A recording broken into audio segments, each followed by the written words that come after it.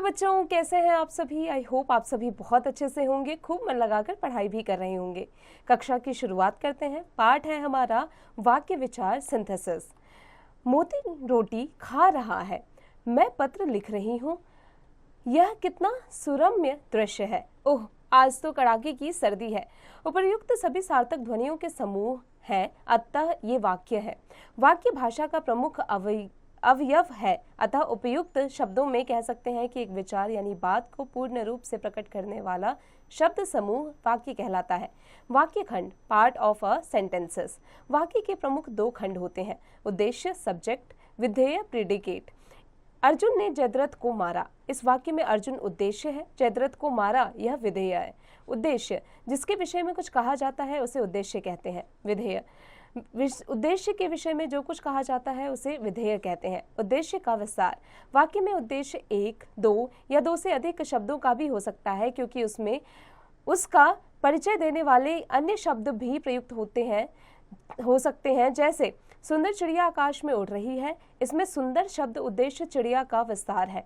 उद्देश्य में संज्ञा, सर्वनाम, विशेषण, क्रिया विशेषण का प्रयोग होता है। विधेय का विस्तार, वाक्य में मूल विधेय को पूर्ण करने के लिए कुछ अन्य शब्दों का प्रयोग भी किया जाता है, जैसे वह अपने पेन से लिखता है, इसमें अपने विधेय का विस्तार है। कुछ उदाहरण देखिए, यहाँ उद्देश्य और विधेय है। हमारा प्यारा भारत देश बड़ा समृद्धशाली है, यह छोटा बच्चा कितना बुद्धिमान है, मेरा पुत्र अजित अपनी पुस्तक मन लगाकर पढ़ता है। रचना के आधार पर वाक्य भेद, रचना के आधार पर वाक्य के निम्नलिखित तीन भेद होते हैं। साधारण वाक्य, सिंपल सेंटेंसेस। मोहन गेंद से खेलता है, वह शरबत पीता है, मोहिनी गीत गाती है। इन वाक्यों में एक कर्ता और उसकी एक ही क्रिया है, ऐसे वाक्य साधारण वाक्य कहलाते हैं। अतः जिस वाक्य में केवल एक ही कर्ता और एक ही क्रिया हो उसे साधारण वाक्य कहते हैं। संयुक्त वाक्य, कंपाउंड सेंटेंसेस। वर्षा हो रही है, इसलिए मैं स्कूल नहीं पहुंच सका। उसने तुम्हारी बहुत प्रतीक्षा की परंतु तुम नहीं आए। हम भाषण देना चाहते हैं लेकिन डर लगता है। इन वाक्यों में दो स्वतंत्र उपवाक्य क्रमशः इसलिए, परंतु, लेकिन समुच्चय बोधक शब्दों से जुड़े हैं। ऐसे वाक्य संयुक्त वाक्य कहलाते हैं। संयुक्त वाक्य में दोनों ही वाक्यों की प्रधानता होती है। दो या दो से अधिक साधारण वाक्य जब समुच्चय बोधक, पर, किंतु और या से जुड़ जाते हैं तो वे संयुक्त वाक्य कहलाते हैं। मिश्रित वाक्य, कॉम्प्लेक्स सेंटेंसेस। मैं विश्वास के साथ कह सकता हूँ कि यह मेरी पुस्तक मेरी है। जो पुरुषार्थ करता है वह फल पाता है। मालूम होता है कि आज वर्षा होगी। मिश्रित वाक्य में एक मुख्य उपवाक्य होता है और दूसरा आश्रित वाक्य। पहले वाक्य में विश्वास के साथ कह सकता हूँ मुख्य उपवाक्य है कि यह पुस्तक मेरी है, आश्रित उपवाक्य है। अतः जब किसी विषय पर पूर्ण विचार प्रकट करने के लिए कई साधारण वाक्यों को मिलाकर एक वाक्य की रचना करनी पड़ती है, तब ऐसे रचित वाक्य को मिश्रित वाक्य कहते हैं। नोट, इन वाक्यों में एक मुख्य उपवाक्य और एक अथवा अनेक आश्रित वाक्य होते हैं जो समुच्चय बोधक से जुड़े होते हैं। वाक्य परिवर्तन, ट्रांसफॉर्मेशन ऑफ सेंटेंसेस। वाक्य के अर्थ में किसी तरह परिवर्तन किए बिना एक प्रकार के वाक्य दूसरे प्रकार के वाक्य में परिवर्तन करना वाक्य परिवर्तन कहलाता है। बच्चों, यहाँ पर साधारण वाक्य और उसके परिवर्तित वाक्य दिए गए हैं। वह फल खरीदने के लिए बाजार गया, वह फल खरीदेगा इसलिए बाजार गया। भीड़ के बेकाबू होते ही पुलिस ने लाठीचार्ज किया, भीड़ बेकाबू हुई इसलिए पुलिस ने लाठीचार्ज किया। भागता हुआ व्यक्ति पेड़ से टकराकर गिर गया, भागता हुआ व्यक्ति पेड़ से टकराया और गिर पड़ा। गार्ड की सीटी देने पर ट्रेन चल पड़ी, गार्ड ने सीटी दी और ट्रेन चल पड़ी। स्वास्थ्य ठीक न होने से मैं स्कूल नहीं जा सका, मेरा स्वास्थ्य ठीक नहीं था इसलिए मैं स्कूल नहीं जा सका। छुट्टी होने पर हम मैच देखने चलेंगे, जब छुट्टी होगी तब हम मैच देखने चलेंगे। मेहनती मनुष्य के लिए कुछ भी कठिन नहीं, जो मनुष्य मेहनती हैं उनके लिए कुछ भी कठिन नहीं है। मैंने एक दुबला पतला व्यक्ति देखा, मैंने एक व्यक्ति देखा जो दुबला पतला था। हर सिंगार को देखते हुए मुझे सीता की याद आ जाती है, जब मैं हर सिंगार की ओर देखता हूँ मुझे सीता की याद आ जाती है। पिताजी के घर पहुँचते ही वर्षा रुक गई, जैसे ही पिताजी घर पहुँचे वैसे ही वर्षा रुक गई। अर्थ के आधार पर वाक्य भेद। निम्नलिखित वाक्यों को ध्यानपूर्वक पढ़िए और समझिए।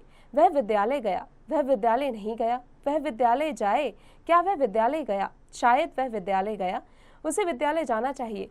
तुमने कहा तो वह विद्यालय गया। उपर्युक्त सभी वाक्य रचना की दृष्टि से एक जैसे लगते हैं, किंतु भाव अर्थात अर्थ की दृष्टि से वे एक दूसरे से एकदम भिन्न है। जैसे कि सबसे पहले वाक्य में एक सीधी सी सामान्य बात कही गई है कि वह विद्यालय गया, किंतु दूसरे वाक्य का भाव अर्थ पहले वाक्य के एकदम विपरीत है। इस वाक्य में जाने की क्रिया का निषेध किया गया है, तीसरे वाक्य में विद्यालय जाने की आशा दी गई है, तो चौथे वाक्य में जाने की क्रिया के संबंध में प्रश्न पूछा गया।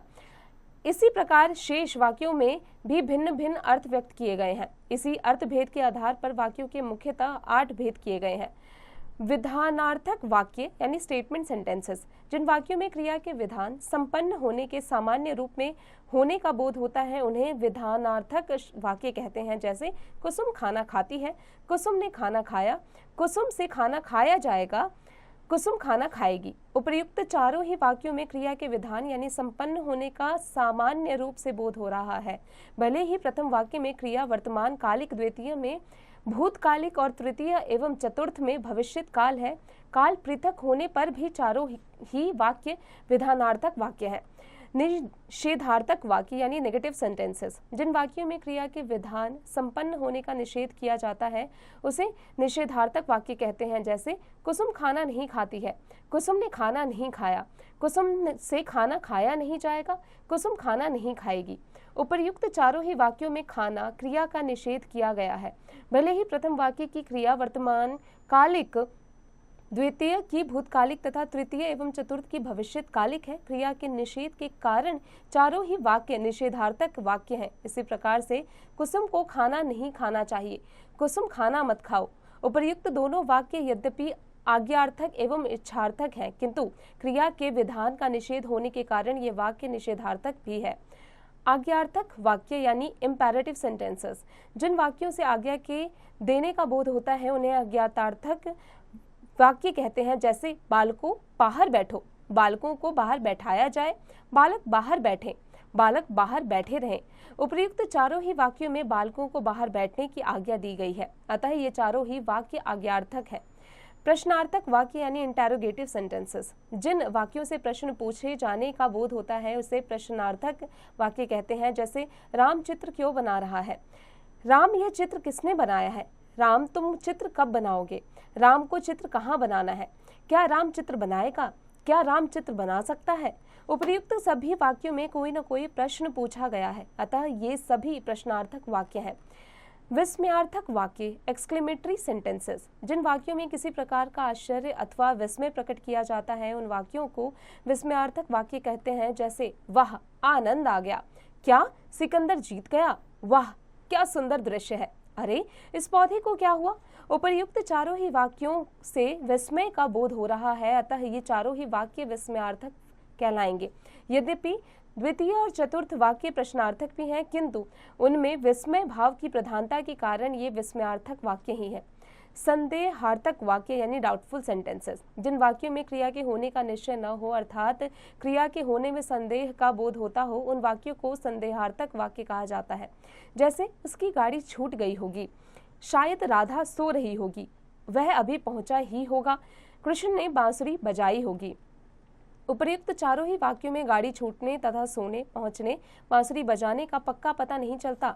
चारों वाक्यों में अनिश्चित ही स्थिति है, अर्थात इन सभी क्रियाओं के होने में संदेह व्यक्त किया गया है, अतः ये सभी वाक्य संदेहार्थक वाक्य हैं।